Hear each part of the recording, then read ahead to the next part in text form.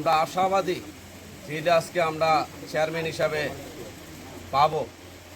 আমরা একটা কথায় আছে, হারিলাতে নাইলাত মিলেমিশে করি কাজ। সবচেয়ে প্রয়োজন হয়েছে একতা, ঐক্যতা, আর সবচেয়ে গুরুত্বপূর্ণ হয়েছে সমাজ একটা। আর আপনারা যদি ইলিয়াসকে সাপোর্ট করেন, আমাদের ইলিয়াসও আপনাদেরকে সাপোর্ট করতে পারবে। ইলিয়াস আপনাদেরই সন্তান, ইলিয়াস আপনাদের পাশে আছে, পাশে থাকবে। ইনশাআল্লাহ ইলিয়াস ভাইয়ের জন্য দোয়া করবেন। আমরা আমাদের পক্ষ থেকে সবার জায়গা থেকে ইলিয়াস ভাইয়ের পাশে থাকি। সামনে কিভাবে ইলিয়াস ভাইকে এগিয়ে নেওয়া যায় সেই হিসাবে সবাই কাজ করি, এই বলে আমি আমার বক্তব্য শেষ করলাম। সবাই তারে জয়যুক্ত করে যেন আমরা আনতে পারি, আমরা এই আশা ভরসা করে তার দিকে আমরা সবাই খেয়াল রাখবো, এই বললে আমি বক্তব্য শেষ করলাম। তাই জন্য লিডারের মতোই সামনে থাকে। আর আশা করবো আমরা যেই দলই করি না কেন, ভাই যেন সামনে থেকে আমাদেরকে ছায়াতলা আগলে রাখে। এটা নির্বাচন করতে চাই, এতে আমাদের গ্রামবাসীর মতামত রাখি। আমরা মোটামুটি আলোচনায় যতটুকু বুঝতে পারছি, গ্রামবাসীর মতামত ইনশাল্লাহ ভালো, আমরা সবাই আছি।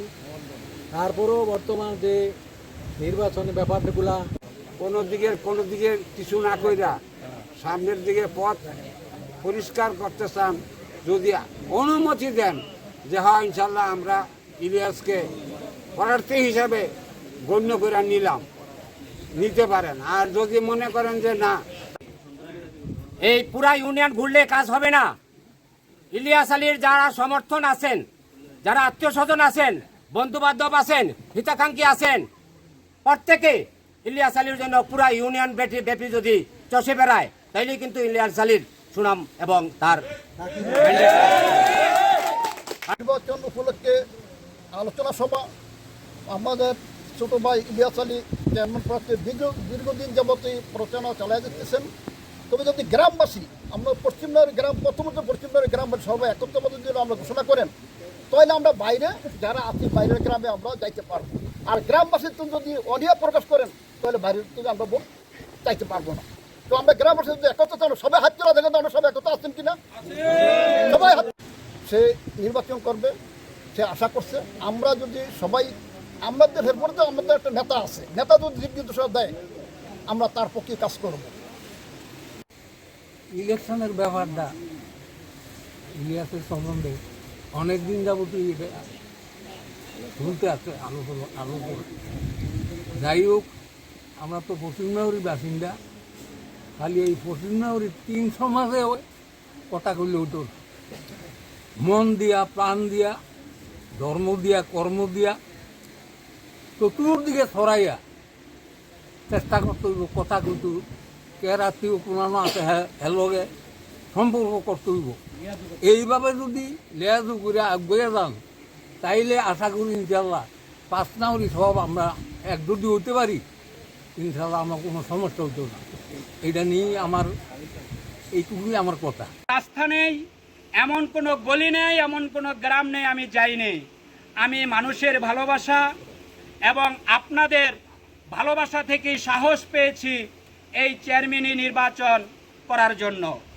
যেহেতু আমি পশ্চিম নাউরির সন্তান, এই পশ্চিম নাউরিতে বিগত সময়ে কেউ চেয়ারম্যান ইলেকশন করেছে কিনা আমি সেটা জানি না, কিন্তু আমি আপনাদেরকে নিয়ে, যদি আপনারা আমার পাশে থাকেন, আমাকে সাহস দেন, আমাকে সমর্থন দেন, তাহলেই আমি এই নির্বাচনে এগিয়ে যাব।